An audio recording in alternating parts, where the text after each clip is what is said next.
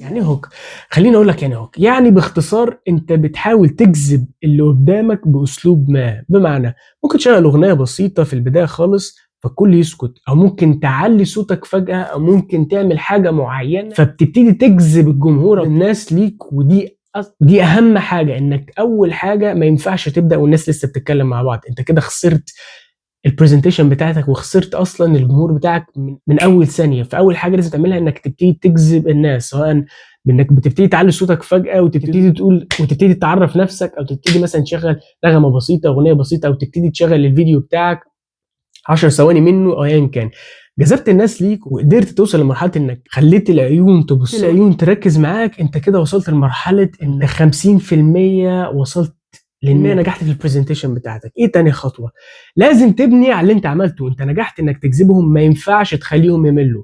لازم على طول تبتدي بانترودكشن قويه جدا، وهي انك تبتدي تعرف نفسك وتبتدي تعرف وتبتدي تخش في التوبيك والموضوع اللي انت هتتكلم عنه باسلوب بسيط وسهل واتراكتيف، حاجه تكون جاذبه للانظار وجاذبه للاذن وجاذبه للعين، بايا كان الاسلوب او الطريقه بتوعك. يعني النهارده انا بتكلم عن درس معين والفرق بين الكوره والفرق بين التنس، فهبتدي اتكلم عن، نقول النهارده هنتكلم عن الفرق بين كذا وكذا.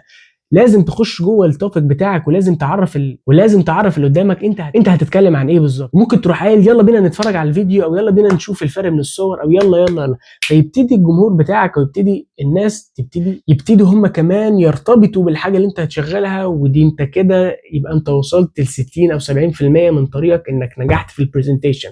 ان انت مش بس جذبتهم، انت كمان وصلتهم لمرحله ان هم عدى دقيقتين او ثلاثه هم لسه منسجمين معاك. لو وصلت لمرحله ان الناس بدات تتكلم مع بعض، الناس مش بصالك، الناس ابتدوا يملوا، يبقى انت في حاجه عملتها غلط ولازم ترجع وتشوف ايه هي الحاجه اللي انت عملتها غلط. خليني اذكرك بحاجه، كل جمهور او كل جمهور ليه طريقه معينه. ما ينفعش